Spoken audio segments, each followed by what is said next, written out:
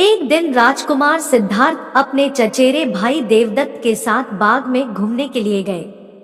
जहां सिद्धार्थ कोमल हृदय का बालक था, वहीं देवदत्त झगड़ालू व कठोर स्वभाव का था। सिद्धार्थ की सभी प्रशंसा करते थे। देवदत्त की प्रशंसा कोई नहीं करता था, इसलिए देवदत्त मन ही मन सिद्धार्थ से जलता था। जहां वे दोनों घूम रहे थे, उनसे थोड़ी ही दूरी पर एक हंस उड़ रहा था। उस हंस को देखकर सिद्धार्थ बहुत प्रसन्न हो रहा था। तभी देवदत्त ने कमान पर तीर चढ़ाया और हंस की ओर छोड़ दिया। तीर सीधा जाकर हंस को लगा। वह घायल हो गया और छटपटा कर नीचे गिर पड़ा। सिद्धार्थ ने दौड़कर उस घायल हंस को उठाया।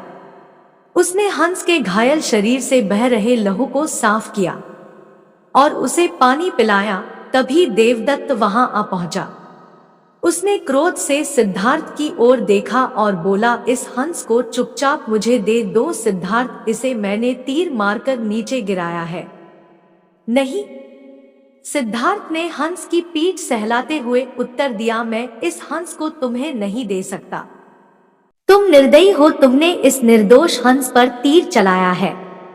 यदि मैं इसे न बचाता तो इस बेचारे की जान चली जाती। देखो सिद्धार्थ, देवदत्त उसे घुरकर बोला, यह हंस मेरा है। इसे मैंने तीर मारकर नीचे गिराया है। इसे चुपचाप मुझे दे दो। यदि नहीं दोगे तो मैं राज दरबार में जाकर तुम्हारी शिकायत करूंगा। सिद्धार्थ ने उसे हंस देने से साफ साफ मना कर दिया। देवदत्त राजा शुद्धोदन के दरबार में जा पहुंचा और सिद्धार्थ की शिकायत की। शुद्धोदन ने उसकी शिकायत को ध्यानपूर्वक सुना, फिर सिद्धार्थ को बुलावा भेजा। कुछ ही देर में सिद्धार्थ हंस को लेकर राज दरबार में उपस्थित हो गया। राज दरबार के ऊंचे सिंहासन पर राजा शुद्धोदन बैठे थे। आसपास के नीचे आसनों पर राज्य मंत्री तथा अन्य पदाधिकारी बैठे थे। कई सैनिक हथियार लिए द्वार के निकट खड़े थे। शुद्धोदन के संकेत करने पर देवदत्त सिर झुकाकर बोला, महाराज, जो हंस इस समय सिद्धार्थ के पास है वह मेरा है। इसे मैंने तीर मारकर पृथ्वी पर गिराया था। सिद्धार्थ ने इसे उठाकर इस पर अपना अधिकार कर लिया है। यह हंस मेरा है, कृपया इसे मुझे दिलाया जाए। राजा शुद्धोदन ने सिद्धार्थ की ओर देखा और बोलने की ओर संकेत दिया। सिद्धार्थ ने सिर झुकाकर शांत स्वर में कहा, महाराज, यह हंस निर्दोष है। यह बिना किसी को कोई कष्ट दिए उड़ा जा रहा था।